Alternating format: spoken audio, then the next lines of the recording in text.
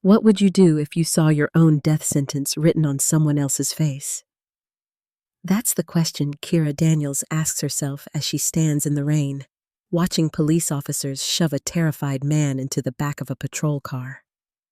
The man's hands are raised. His voice cracks with fear.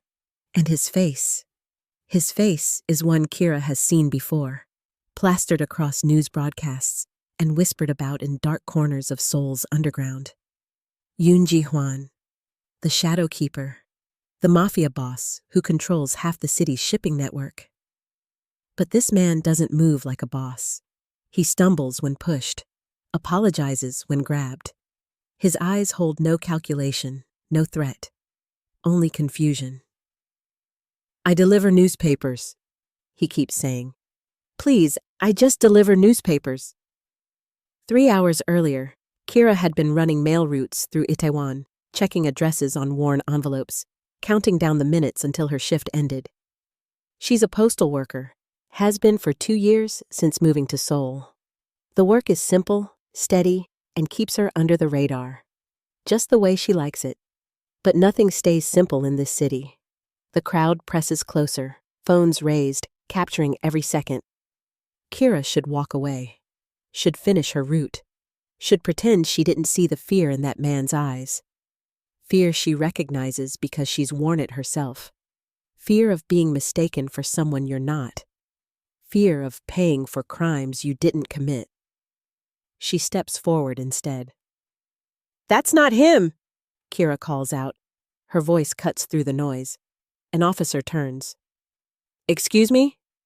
"That man," Kira points. "That's not Yoon Ji-hwan." "We have facial recognition confirmation, miss. DNA match. He's—" "Look at him." Kira's voice hardens. "Really look. Ji-hwan walks into rooms like he owns them. This man looks like he's apologizing for breathing. They might share a face, but they're not the same person." The officer's expression shifts, annoyance replacing authority. "Are you a witness to something? Or are you obstructing an investigation?" Kira's jaw tightens. She knows when she's beaten. "I'm a witness, and I'm telling you this is wrong." But the patrol car is already pulling away, red lights disappearing into Seoul's endless traffic. And Kira stands there, rain soaking through her coat, wondering why her chest feels tight. Why she can't shake the feeling that she just watched an innocent man vanish into a system designed to crush people like him. People like her. The postal cart sits abandoned on the sidewalk. Kira grabs the handle, starts walking, but her mind won't let go. That face, that fear, that moment of eye contact when the man looked at her, really looked, like he was drowning and she was the only one who could see. By the time Kira reaches her apartment that night, she's made a decision. A dangerous one. But sometimes, danger is just another word for doing what's right when everyone else looks away. She's going to find out who that man really is. 43 floors above the city, in an office where the walls are glass and the view is power itself, Yoon Ji-hwan signs papers without reading them. He learned years ago that the words don't matter. Only the signatures. Only the control. His phone buzzes. A text from Minister Choi. "Situation in Itaewon. Call me." Ji-hwan doesn't want to call. But wanting stopped being relevant the day the family council chose him. "We have a problem," Choi says the moment Ji-hwan connects. No greeting, no preamble. "A man was arrested today. Your face. Your exact face." Something cold slides down Ji-hwan's spine. "A look-alike. It happens." "Not like this." Choi's voice drops to a whisper. "His fingerprints match our database markers. His blood type matches yours. His dental records, when we pulled them from the hospital system, they're almost identical to yours from 15 years ago." Ji-hwan's grip tightens on the phone. "That's impossible. That's what we thought. Until we ran the DNA." Choi pauses. "He's your twin," Ji-hwan. Identical. And he has no memory of you, the family, or who he really is. The office suddenly feels too small, too cold. Ji-hwan forces his voice to stay level. Where is he now? Released. We made the arrest disappear. But there's another problem. A postal worker named Kira Daniels. She intervened at the scene, claimed the man wasn't you. She's been asking questions since. Handle it. We plan to, but you need to understand what this means. Choi's tone sharpens. If word gets out that you have a twin, if anyone discovers the family separated you as children, if they learn about the memory erasure protocol, everything we've built collapses. You become vulnerable, exploitable. I'm aware of the stakes, Ji-hwan says quietly. Are you? Because from where I'm standing, you sound distracted, emotional. Choi's words cut like blades. Remember why we chose you, Ji-hwan. You were strong, controllable, willing to sacrifice for the family legacy. Your brother, the other one, he was weak, sentimental. We erased him to protect you. Don't make us regret that choice. The line goes dead. Ji-hwan sits in silence, staring at his reflection in the dark window. Somewhere in this city is a man with his face who doesn't remember being his brother, who doesn't carry the weight of the family name, who might still be free in ways Ji-hwan will never be. He feels it then, a phantom ache in his chest, sharp and sudden, like grief for someone he never knew was missing. What would my life have been, he wonders, if they'd erased me instead?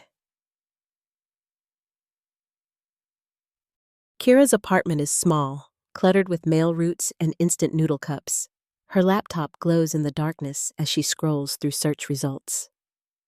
Yoon Ji-hwan, age 30, no known family. Rose through the underground network after his adoptive mother died 7 years ago. Ruthless, but strategic. Never arrested, never questioned. Untouchable. But the man Kira saw today wasn't untouchable. He was fragile. She clicks to another tab. News archives from 15 years ago. An orphanage fire in Busan. 2 infants rescued. One adopted into a wealthy family. The other lost in the system. The dates match. The city matches. Kira's pulse quickens. She opens another search. Twins separated at birth Korea. Article after article. Stories of children split up by adoption agencies, by family preferences, by old superstitions about twins bringing bad luck. Most never find each other again. But what if someone didn't want them to? Kira sits back, her mind racing. If Ji-hwan has a twin, if that twin was deliberately erased from records, hidden from the world, then someone very powerful wanted it that way. Wanted one man to be everything while the other man was nothing. And that kind of cruelty doesn't happen by accident.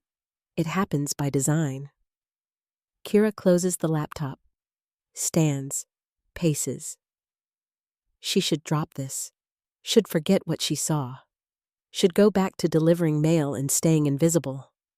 But she spent her whole life watching powerful people rewrite truth to fit their narratives, and she's tired of it. Tomorrow, she's going to the police station. Tomorrow, she's going to find the man with the terrified eyes. Tomorrow, she's going to get answers. Sometimes, the most dangerous thing you can do is ask the questions everyone else is too afraid to speak. If you want to see where this truth leads, hit subscribe. This story goes deeper than you think. The Seodaemun police station smells like burnt coffee, old paperwork, and the particular staleness that comes from too many bodies in too little space with too much stress. Kira walks through the lobby the next morning with her head high and her heart hammering. A visitor badge clipped to her postal uniform because she came straight from her shift. She couldn't wait. Couldn't spend another hour pretending yesterday didn't happen. "I need to speak to someone about the arrest in Itaewon," she tells the desk sergeant, a middle-aged man whose nameplate reads Kim and whose expression reads, "I don't have time for this."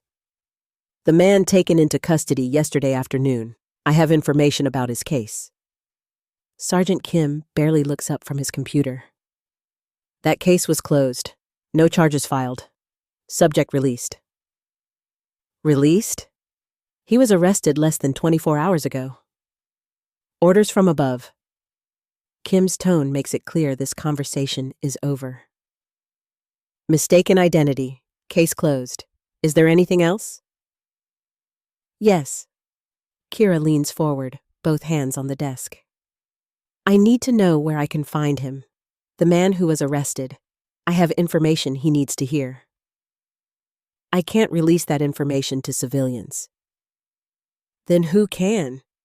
"Because I watched that arrest, Sergeant, and something about it was wrong. A man who looked terrified was thrown in handcuffs and then magically released with no explanation, no paperwork, no follow-up. That's not how the system works unless someone very powerful wants it to work that way." Kira's voice drops. "And I'm not leaving until someone explains why." Kim studies her for a long moment. Then he picks up his phone. Makes a call Kira can't quite hear. His expression shifts. Surprise, then wariness, then something like resignation. "Third door on the left," he says, hanging up. "Detective Park wants to talk to you. And miss, whatever you think you're getting into, you're probably right to be scared." Detective Park's office is a windowless box crammed with filing cabinets, case boxes, and the kind of organized chaos that comes from handling too many investigations with too few resources. She's in her 50s, Korean-American judging by her accent, with sharp eyes that have seen too much and a tiredness that goes bone deep. She gestures for Kira to sit, then closes the door with a finality that makes Kira's stomach drop. "You're persistent," Park says, settling into her chair. "That's either brave or foolish. I haven't decided which yet." "Maybe both," Kira admits. Park almost smiles. "The man arrested yesterday. His name is Yoon Ji-han, 30 years old, works as a newspaper delivery person for the Seoul Daily Distribution Center. Has for 6 years. Lives in a studio apartment in Itaewon. Pays rent on time. Never late, never complaining. Volunteers at the Itaewon Community Center on weekends, helping immigrants with paperwork and language services. Clean record. No priors. No parking tickets. No connections to organized crime." She pauses. "On paper, he's exactly what he claims to be. A quiet, law-abiding citizen who delivers newspapers and minds his own business."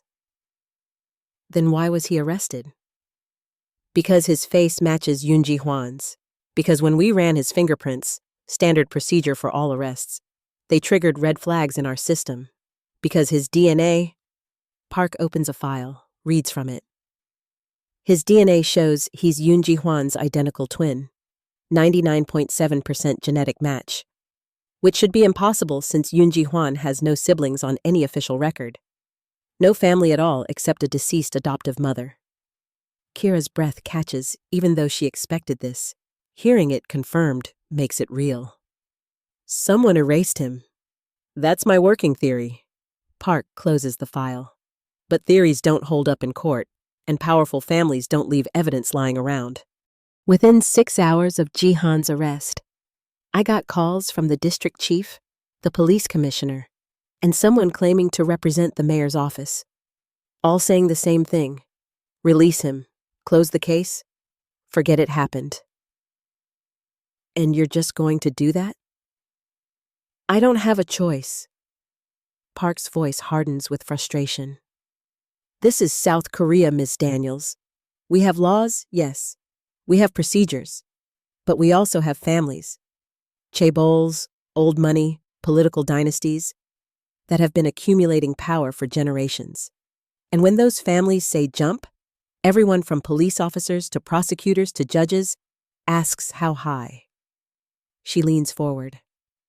I can't touch this case officially, can't investigate, can't even keep the files without risking my career, my pension, my family's safety. But you, she slides a piece of paper across the desk, an address written in blue ink.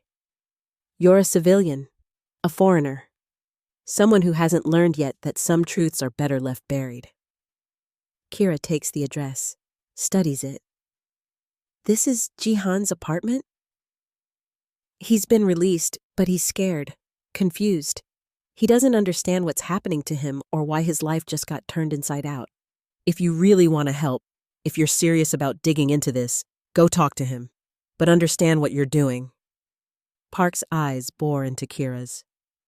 If you pursue this, you're going up against people who make problems disappear. Permanently. People who've been covering up secrets for decades and won't hesitate to bury one more person who asks too many questions. I understand, Kira says quietly. Do you? Because from where I'm sitting, you look like someone who still believes justice matters more than power. That's a dangerous belief in this city.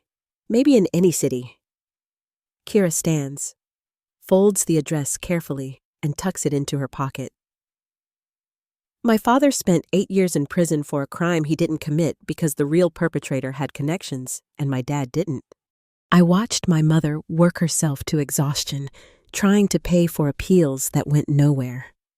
I watched the system chew up good people and spit them out broken. She meets Park's eyes. So yeah, I know justice doesn't always win. But I also know that sometimes, just sometimes, it wins because someone refused to stay quiet. Someone decided that doing the right thing mattered more than staying safe. Park nods slowly. Then you're braver than me, or more foolish.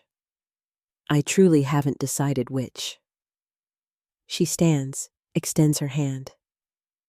Be careful, Ms. Daniels, and if you find something that can't be ignored, you come back here. I can't investigate officially, but I can make sure evidence gets to the right people, the people who still care about truth. They shake hands.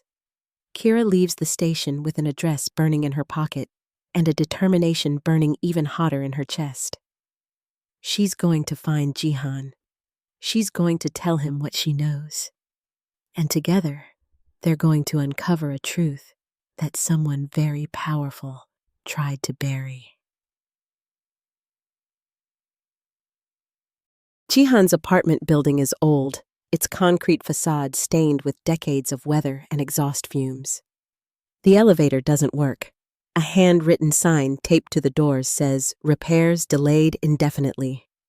So Kira climbs 4 flights of stairs where the paint peels, and someone has left offerings of food at what might be a small shrine on the 3rd floor landing. Apartment 402. The door is thin, the kind that doesn't muffle sound. Kira can hear nothing from inside. No TV, no music. Just silence. She knocks softly. For a long moment, nothing. Then footsteps. Cautious. The peephole darkens as someone looks through. The door opens a crack. Jihan's face appears, his eyes bloodshot and wary. Who are you? My name is Kira Daniels. I was there yesterday, at your arrest.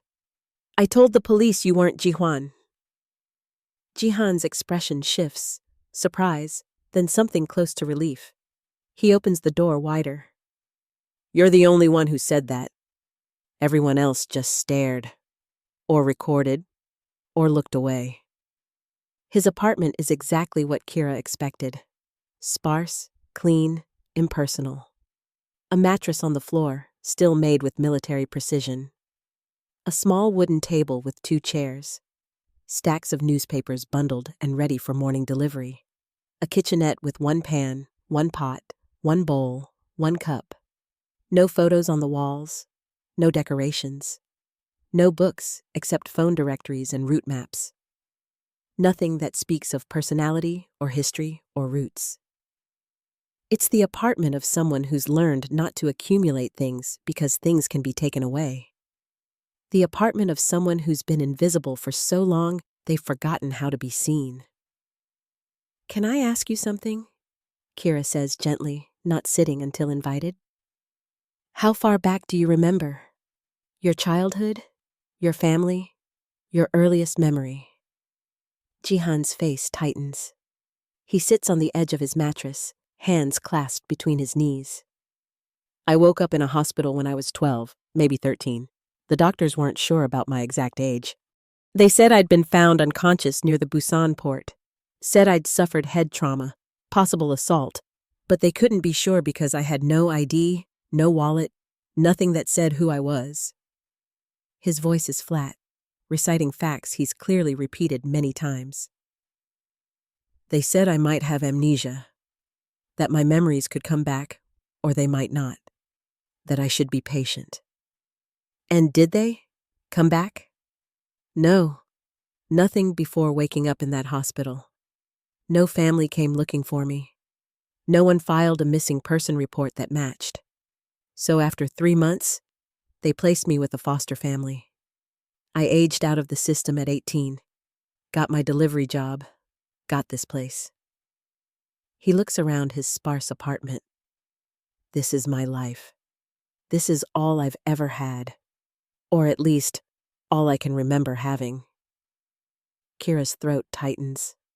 She pulls out the printouts she's been carrying. The orphanage fire article, the adoption records, the photos of Ji-hwan at various ages, the medical research on memory suppression therapy. "I think someone made sure you wouldn't remember," she says softly. "I think your amnesia wasn't an accident." Ji-han takes the papers with trembling hands, reads slowly, his lips moving slightly with the words. When he reaches the photo of young Ji-hwan standing beside a woman in traditional Korean dress, his breathing goes shallow. "This is Ji-hwan?" he whispers.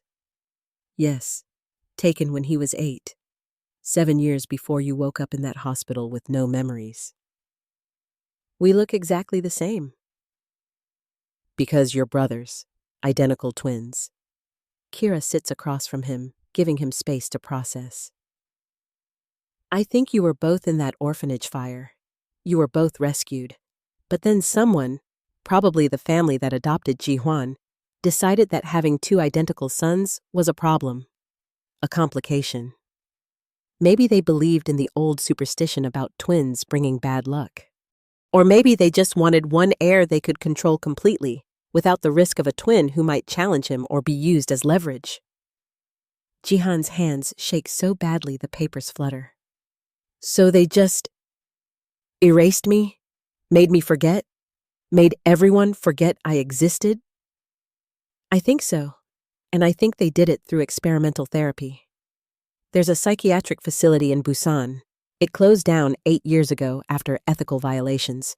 But before that, it was known for experimental treatments. Memory suppression, identity reconstruction, the kind of things that are supposed to help trauma victims but can also be used to—" She stops, swallows. "To rewrite someone's entire life." Jihan drops the papers. They scatter across his floor like fallen leaves. He buries his face in his hands, and his shoulders shake with silent sobs. Kira doesn't touch him, doesn't offer empty comfort, just sits with him in his grief for the life he lost, for the family that was stolen, for the brother he doesn't remember, but somehow still misses. After a long time, Jihan looks up. His face is wet, his eyes red, but his voice is steady. "Why are you helping me? You don't know me. You don't owe me anything. And from what you're saying, helping me is dangerous." "Because I know what it's like to be invisible," Kira says simply. I spent my whole life watching powerful people rewrite truth to fit their narratives, watching them destroy lives and walk away clean. And I'm tired of it, tired of pretending that staying safe is the same as doing right. She meets his eyes. You matter, Jihan. Your story matters. Your life, the one that was taken from you, matters. And I'm going to help you tell it, help you remember, help you get answers, even if those answers are hard. What if I don't want to remember? Jihan's voice breaks. What if not knowing was better? What if the truth is worse than the emptiness? Then that's your choice, and I'll respect it. Kira leans forward. But I think you've been living with a hole inside you for 18 years, a feeling that something's missing, but you can't name it. And I think knowing the truth, however painful, is better than spending your whole life wondering what you lost. Jihan stares at his scattered papers, at the face that's his but isn't, at the brother he doesn't remember, at the life that should have been his. I want to know, he finally says. I want to remember. Even if it breaks me, I want to know who I was supposed to be. Kira nods. Then we start tomorrow. We find every piece of evidence we can. We talk to everyone who might remember. We build a case so strong that even the most powerful family in Seoul can't deny it. She stands, extends her hand. But we do it together. I can't do this alone, and you shouldn't have to. Jihan takes her hand. His grip is tentative but real, and for the first time in 18 years, he doesn't feel quite so invisible. Thank you, he whispers, for seeing me when everyone else just saw him. I didn't see him, Kira says firmly. I saw you, and that's what I'm going to keep seeing until you can see yourself too. 3 weeks pass like a slow unraveling of thread from a sweater. Pull one string, and suddenly you're left with nothing but questions and the cold realization of how much was hidden. Kira and Jihan work in the margins of their lives. She delivers mail by day, scanning every envelope for clues, building a mental map of Seoul's power networks through the addresses she touches. He delivers newspapers at dawn, the city still dark, the streets still empty, using those quiet hours to think and remember and reach for memories that hover just out of reach. At night, they meet. Sometimes in coffee shops where the fluorescent lights buzz and nobody pays attention to two people hunched over laptops. Sometimes in libraries where the research databases offer glimpses into the past. Sometimes in Jihan's sparse apartment where they spread their evidence across his floor like a puzzle they're slowly assembling. They discover that the orphanage fire wasn't investigated properly. The official report called it accidental, faulty wiring in an old building that should have been condemned years earlier.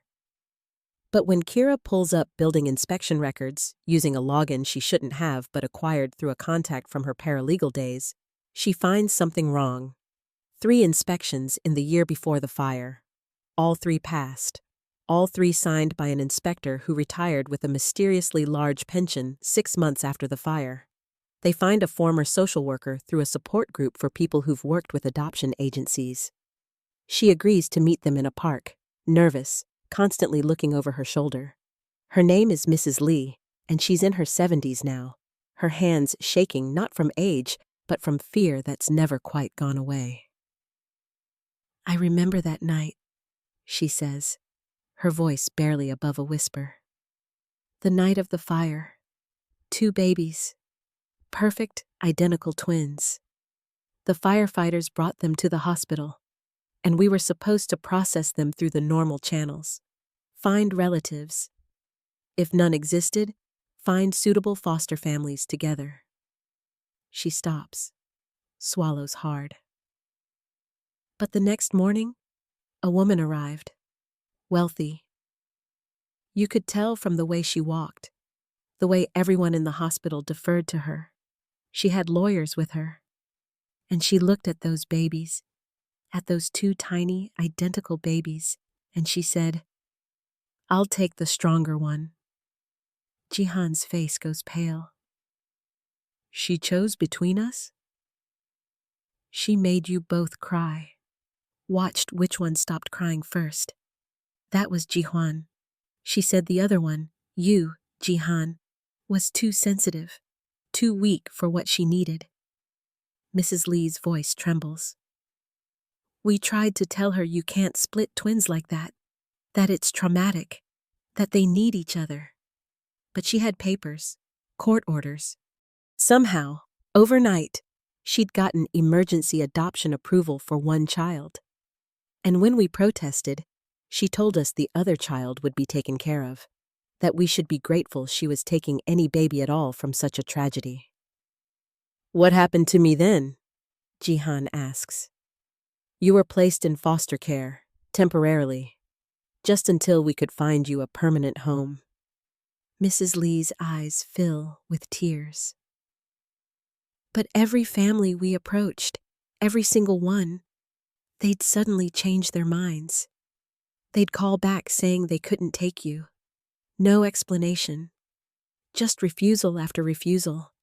And then, when you were 12, you disappeared from the system entirely. No records. No forwarding information. Nothing. Where did I go? I don't know. I tried to find out. Kept calling. Kept asking.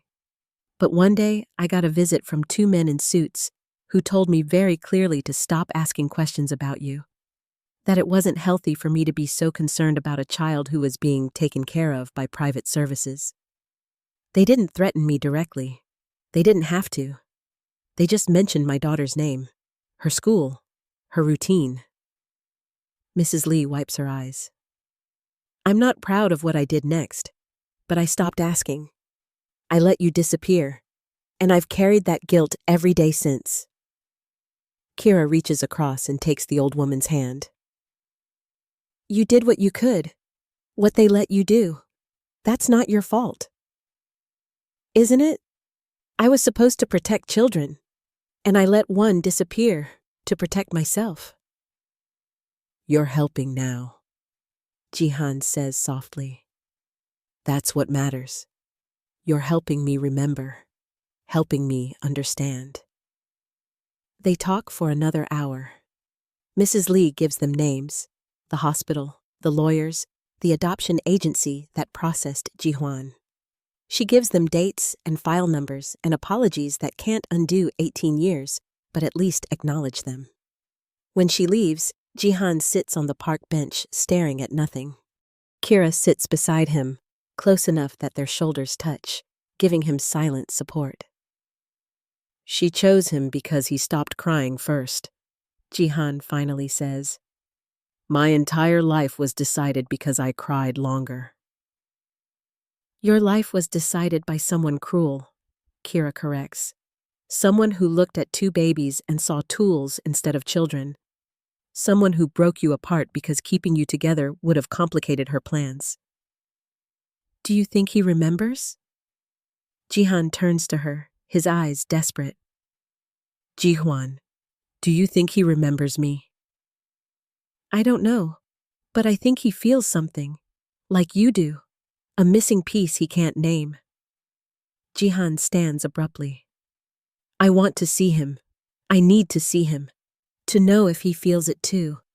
If he spent his whole life reaching for someone who wasn't there. Kira hesitates. She knew this moment would come, but she hoped they'd have more evidence first. More protection. That's dangerous, Jihan. If the family finds out, let them find out. His voice is hard now, determined. I'm tired of being the secret they buried. Tired of being invisible. If I have a brother, if he's out there living while I'm here disappearing, then I deserve to at least look him in the eye. I deserve to know if he ever wondered if I existed. Kira studies his face, sees the resolve there, the need that goes deeper than fear. Okay, but we do it smart. We approach him in public, somewhere the family can't control, and we record everything. We protect ourselves while we look for truth. Jihan nods. Where would we find him? Kira pulls out her phone. She's been tracking Jihuan's public appearances for weeks, anticipating this moment. There's a charity gala tomorrow night, Seoul Arts Foundation fundraiser. He's scheduled to attend. It's on the public guest list.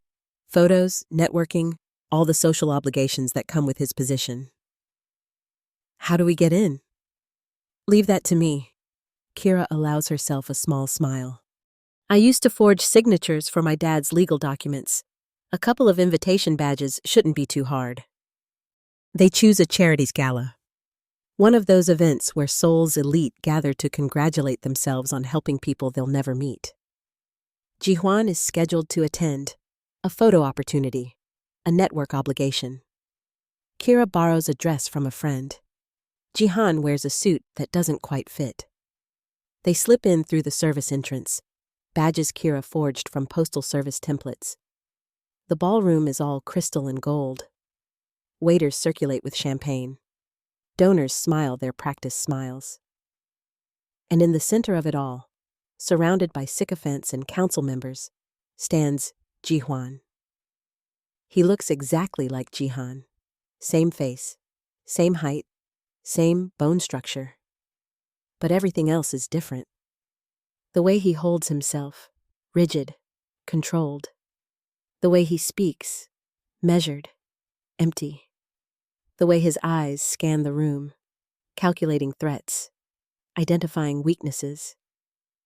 Kira touches Jihan's arm. Are you ready? Jihan nods, though his face is pale. They move through the crowd, closer, closer. Then Jihuan's eyes find them, land on Jihan, and the world stops. For 5 seconds, nobody moves. Nobody breathes. Jihuan's expression doesn't change, but something flickers behind his eyes. Recognition, shock, fear, all compressed into a single moment. Then the moment breaks. Jihuan turns sharply, walks toward the exit. 2 bodyguards materialize from the crowd. One blocks Jihan's path. The other takes Kira's arm, gentle but firm. You need to leave, the bodyguard says quietly. Now. We just want to talk, Kira protests. 5 minutes, that's all.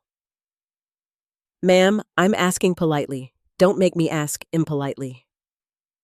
But before they can be escorted out, Jihuan's voice cuts through the noise.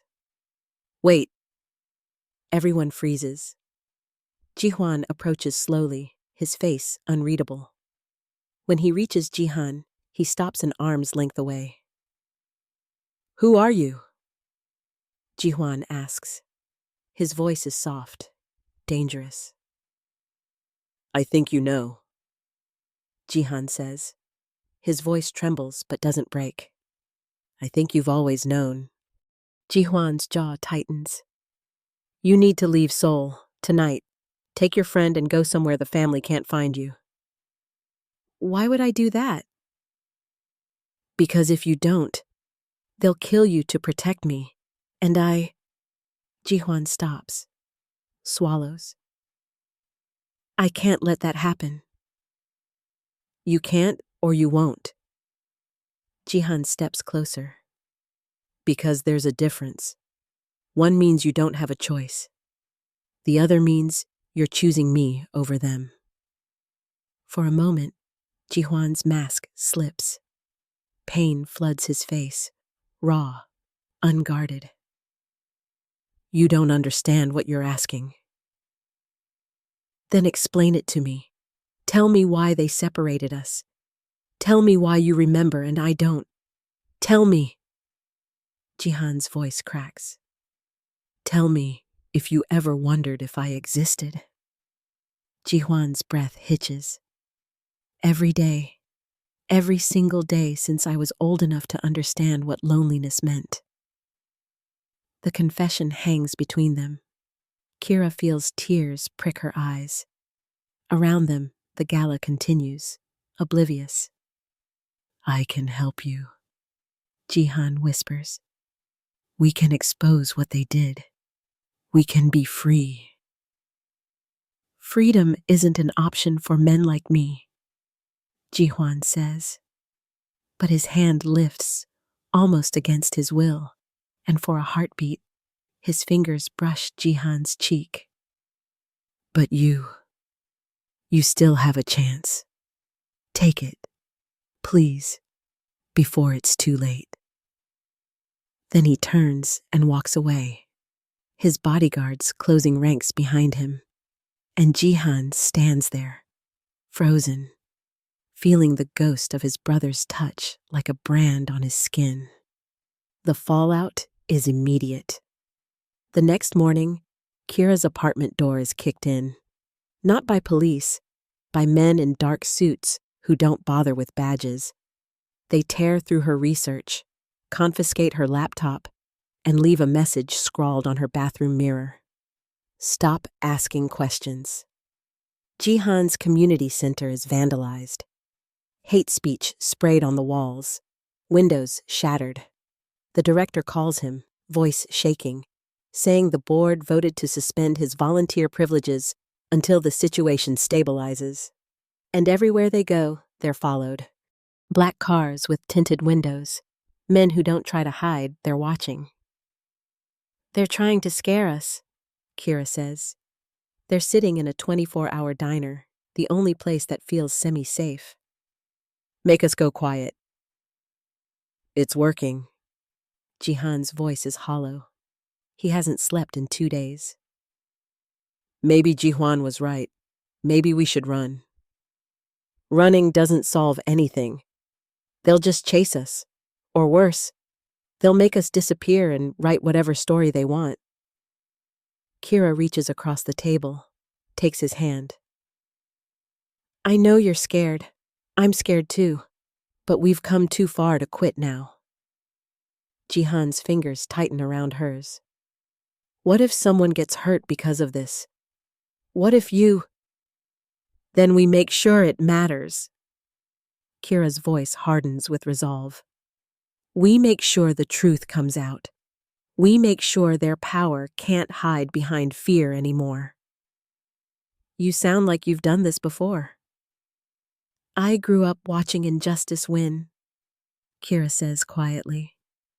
My father was wrongly convicted when I was 14, served 8 years before DNA evidence cleared him.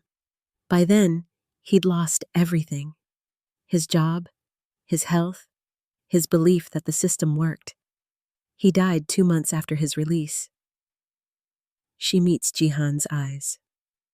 So yeah, I've seen what happens when good people stay silent, and I swore I'd never be silent again. Jihan stares at her. This woman who chose to fight for him when she didn't have to, who risked everything for a truth that didn't directly affect her. I don't deserve you. That's not how this works. Kira squeezes his hand. You don't earn people caring about you. You just let them. And right now, I'm choosing to care.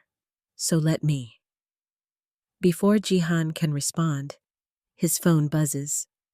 Unknown number. He answers cautiously. Jihuan's voice comes through, tight with urgency. Meet me at the old Seongsu Bridge, east side, 1 hour. Come alone. I can't come alone.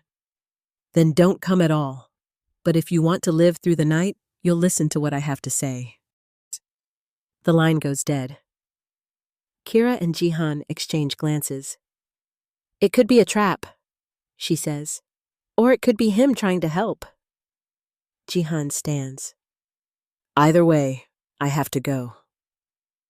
Then I'm coming with you. Kira, I said I'm coming. Her tone leaves no room for argument. We do this together or not at all. The Seongsu Bridge spans the Han River, its metal framework stark against the night sky. Ji-hwan waits near the eastern support column, hands in his coat pockets, his breath visible in the cold air. Ji-han and Kira approach slowly, alert for ambush, but Ji-hwan is alone. "You brought her," Ji-hwan says when they reach him. It's not quite an accusation. "She's the reason I'm still alive," Ji-han replies. "I don't hide her." Something flickers in Ji-hwan's eyes. Respect, maybe, or envy. "The council met tonight. They've issued orders. Kira is to be arrested on fabricated charges. You're to be institutionalized for psychiatric evaluation. Within 48 hours, you'll both disappear, and the official story will be that you left Seoul voluntarily." Kira's blood runs cold. "How do you know this?" "Because I was at the meeting. Because they asked my opinion on the most efficient way to erase you." Ji-hwan's voice is flat, dead. "And I told them I'd handle it personally." Ji-han steps forward, fury flashing across his face. "You're going to kill us?" "No." Ji-hwan meets his brother's eyes. "I'm going to save you, but you have to trust me." "Why should I trust you? You're one of them." "Because—" Ji-hwan's voice breaks. For the first time, his control shatters. "Because you're the only family I have, the only real thing in my entire life, and I won't let them take you from me again, even if it means destroying myself." The words hang in the frozen air. Kira watches the two men. Identical faces, opposite lives, both drowning in different ways. "What do you want us to do?" she asks quietly. Ji-hwan pulls an envelope from his coat.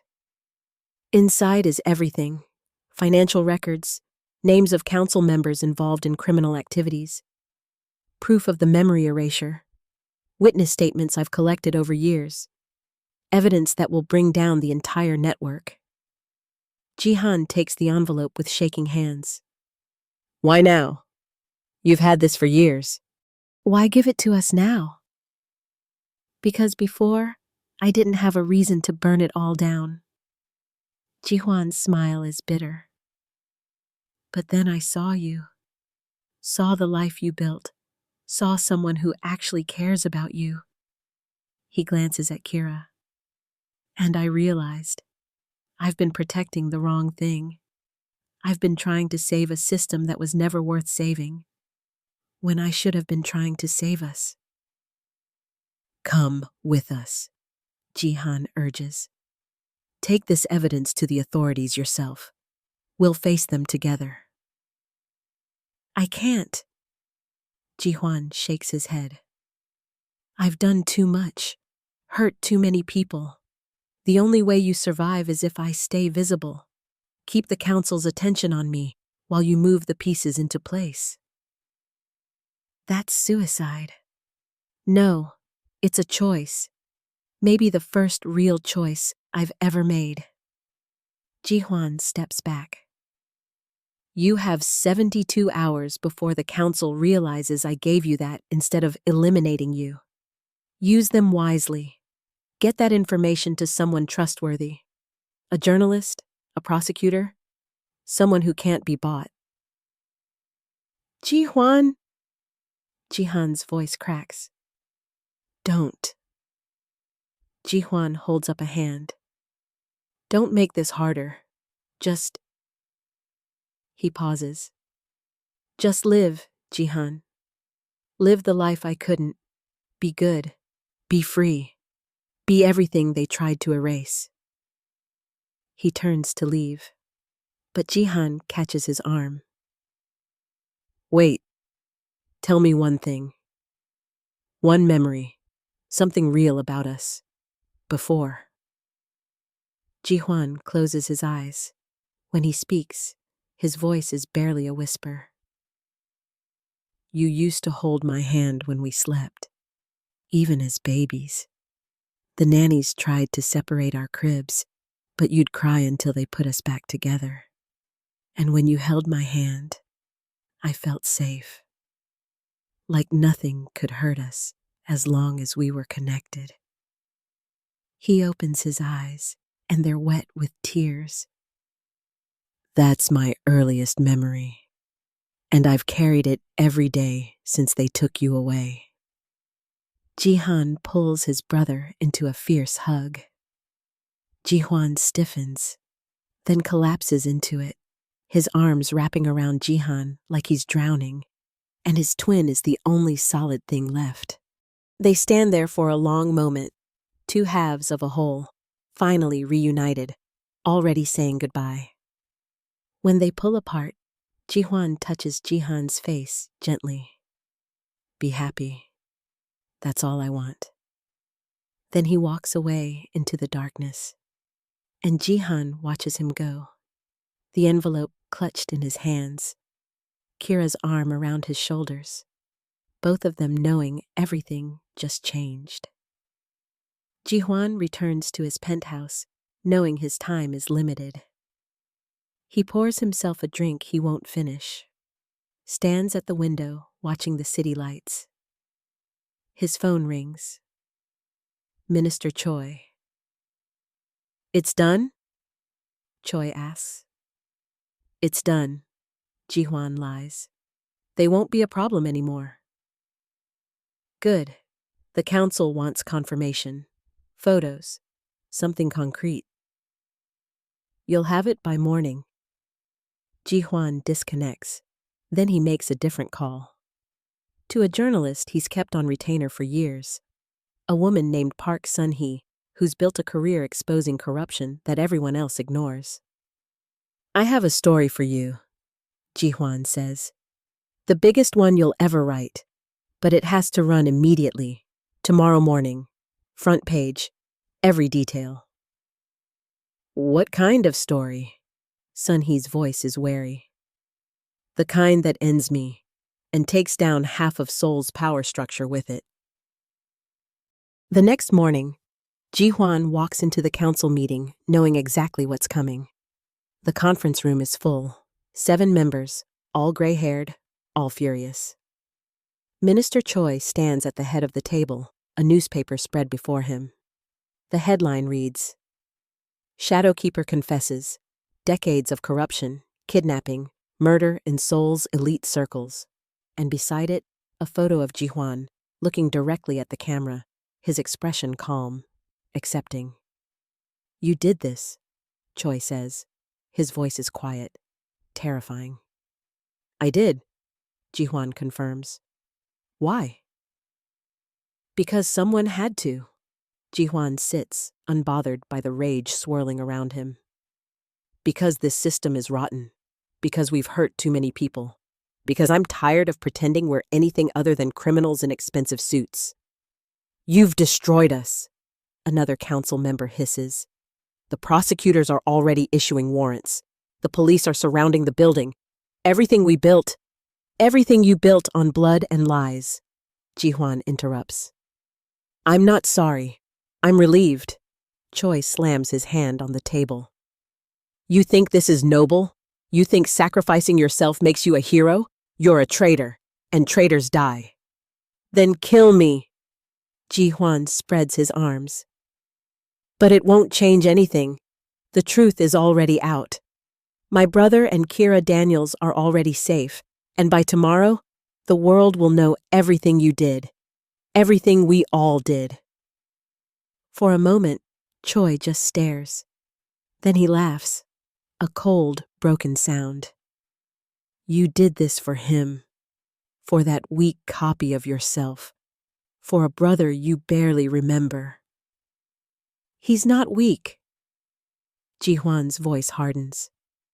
He's everything I should have been. Everything you made sure I couldn't be. And yeah, I did this for him. Because family is supposed to mean something. And I'm tired of pretending it doesn't. The door bursts open. Police officers flood in, guns drawn. Minister Choi reaches for something in his jacket. Don't! Ji-hwan's voice cuts through the chaos. It's over, Choi. Let it be over. Choi's hand freezes, then drops. And for the first time in 40 years, the man who controlled half of Seoul's underground looks defeated. As the officers move forward with handcuffs, Ji-hwan meets Choi's eyes one last time. I was never yours. I was always his. You just made me forget. They lead him out in handcuffs. Camera flashes explode. Reporters shout questions. And through it all, Ji-hwan keeps his head high, knowing that somewhere across the city, his brother is watching. Knowing that this sacrifice is the most important thing he's ever done.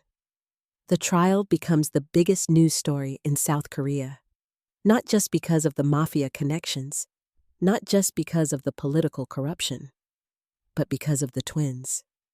Two men, same face, different lives. One who sacrificed everything, one who was sacrificed. Kira and Ji-han testify. They present the envelope's evidence, financial records, witness statements, medical files detailing illegal memory suppression. They name names. They show receipts. They dismantle, brick by brick, the empire built on suffering. The defense tries to discredit them, calls Kira an opportunist, calls Ji-han mentally unstable. But the evidence speaks louder than spin. And Ji-hwan, sitting in the defendant's box, never speaks, never defends himself, just watches his brother with something like pride. The trial lasts 4 months. By the end, Minister Choi and 6 council members are convicted. Asset seizures, prison sentences, decades of power collapsed in a single verdict. But Ji-hwan's sentence is the harshest. 20 years, no possibility of parole. When the judge reads it, Ji-han stands, his voice breaking through the courtroom. Your Honor, please. My brother saved us. He exposed the system. He chose truth over... Mr. Yoon, the judge interrupts gently. I understand your loyalty, but your brother participated in serious crimes for years. While his final actions showed conscience and courage, they don't erase his past. Justice requires accountability for everyone. Ji-han sits slowly, tears streaming. Kira holds his hand, and across the courtroom, Ji-hwan nods once. A silent message. It's okay. This is what I chose.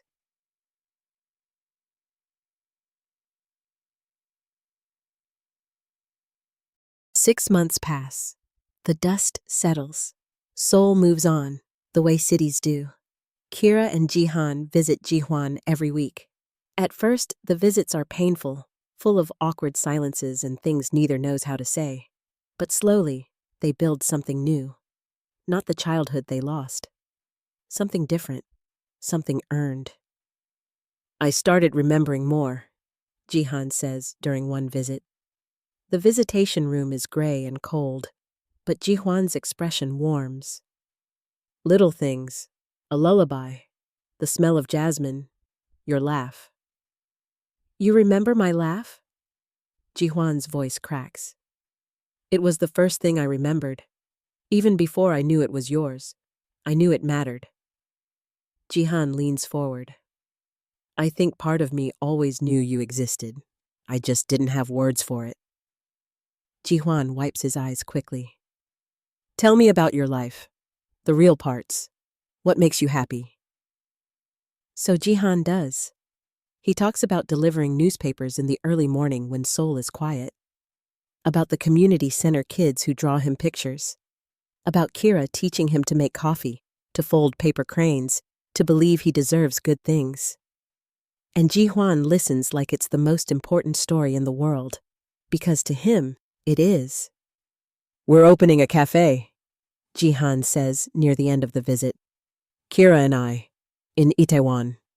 It's small, but it's ours. We're calling it the Twin Cranes. Ji-hwan's breath catches. That's beautiful. We want a photo of you there, on the wall, because you're part of this too, part of us. Ji-han's voice strengthens. And when you get out, There'll be a place for you, if you want it. A job, a home, a family. Jihan, I'll be an old man by then. I don't care. We'll wait, however long it takes. Jihan reaches toward the glass. Jihuan matches him, their palms separated by a barrier but aligned. You gave me my life back. The least I can do is save a seat for you in it. For a long moment, Jihuan can't speak. Then he smiles, genuine, unguarded. The first real smile he's worn in years. Okay, I'll be there. Someday. 18 months after the trial, the Twin Cranes opens its doors. The cafe sits on a corner in Itaewon, where morning light pools on worn wooden tables. The menu is simple. Good coffee, better pastries, kindness that costs nothing. The walls are covered in community art, children's drawings, and one photograph in a simple frame. Jihuan, smiling. The ghost of the man he might have been. Kira works the counter, her movements efficient and warm. She's learned every regular's order, every neighborhood story. This place has become more than a business. It's a sanctuary. Jihan moves between tables, clearing cups, refilling water, chatting with customers who've become friends. He's different now. Steadier, surer. The lost look in his eyes replaced by something grounded. Table 3 needs a refill, Kira calls. On it. Jihan grabs the coffee pot, then pauses. Hey, thank you. Kira looks up. For what? For this. For believing I could do this. For... He gestures around. For giving me a reason to build instead of just survive. Kira sets down her cloth, walks around the counter, cups his face in her hands. You gave yourself this. I just walked beside you. You did more than walk. Jihan's voice drops. You ran toward danger when anyone sane would have run away. You fought for me when I couldn't fight for myself. You... He stops, swallows. You made me believe I was worth saving. You are worth saving. Kira's thumb brushes his cheek. You always were. I just helped you see it. They stand there, foreheads touching, surrounded by the sounds of their cafe. Laughter, conversation, the hiss of the espresso machine. Normal sounds, good sounds. Then Kira pulls back slightly. I need to tell you something. Jihan's chest tightens. Okay. I'm not going anywhere. The words come out fierce, certain. I know we haven't labeled this, haven't talked about what we are, but I need you to know, this isn't temporary for me. You're not temporary. What we've built here, what we're building, I'm in it, completely, for however long you'll have me. Jihan's eyes fill. I was afraid to ask, afraid you'd realize you could do better. There is no better? Kira cuts him off. There's just us. Two people who chose each other when the world said we shouldn't. Two people building something real. And yeah, it's scary. And yeah, we're figuring it out as we go. But I've never been more sure of anything. Jihan pulls her close, kisses her softly. It's not their first kiss. They've had many over the past year, tentative and sweet. But this one feels different. This one feels like a vow. When they pull apart, Kira smiles. So, are we doing this? Partnership? Equality? All the messy, beautiful, complicated parts? Yes. Jihan doesn't hesitate. Yes to all of it. That evening, after the cafe closes, they walk to the Han River. The city lights reflect off the water, like fallen stars. They carry paper lanterns, 2 of them bought from a street vendor. "One for us?" Kira says, holding up a yellow lantern painted with coffee cups. "For the life we're building." "And one for him," Jihan adds, holding a blue lantern painted with twin cranes. "For the brother who gave us the chance to build it." They light the lanterns carefully, watch as the flames catch. Then they release them into the night sky, watching them rise, glowing against the darkness. "Do you think he can see them?" Jihan asks. "I think he feels them," Kira says. "The way you felt him all those years. Distance doesn't break real connections, it just tests them." Jihan nods. Then he wraps his arm around Kira, pulling her close as they watch the lanterns float higher. "I love you. I should have said it before, but I was scared. Scared you'd—" "I love you too." Kira turns in his arms. "And I'm not scared. Not anymore. Not with you." They kiss under the stars, the lanterns disappearing into the vast sky, carrying wishes and promises and hope. Far across the city, in a prison cell, Jihuan stands at his small window, watching the night. He doesn't see the lanterns. He's too far away, the walls too high. But he feels something, a warmth in his chest, a lightness he hasn't felt in years. Somewhere, his brother is happy. Somewhere, the woman who saved them both is building a life worth living. And somewhere, there's a cafe with his photo on the wall, holding a space for the day when he can finally come home. Jihuan touches the glass, fingers spread wide, and smiles. "We made it," he thinks. "We both made it home."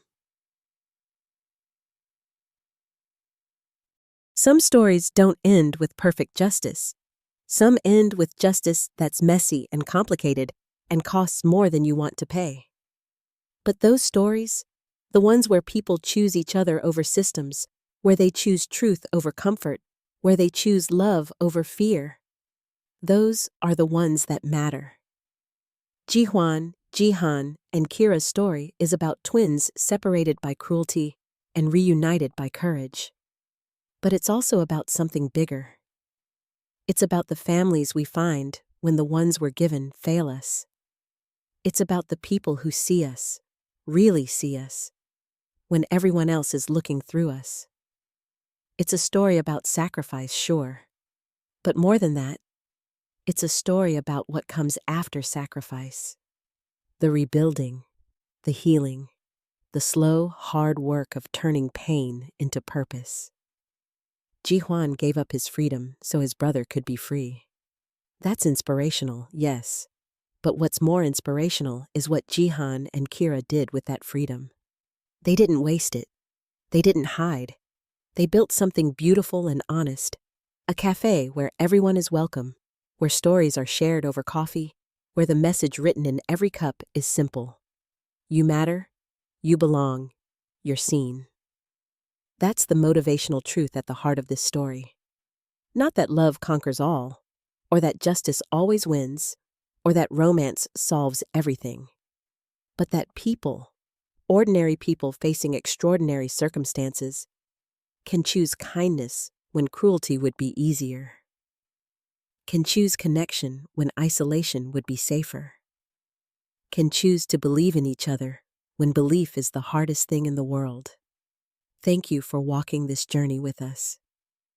If this story touched you, if it reminded you of someone who saw you when you felt invisible, drop a comment and tell us about them. And if you want more stories like this, stories about real people, real choices, and real love in all its forms, subscribe.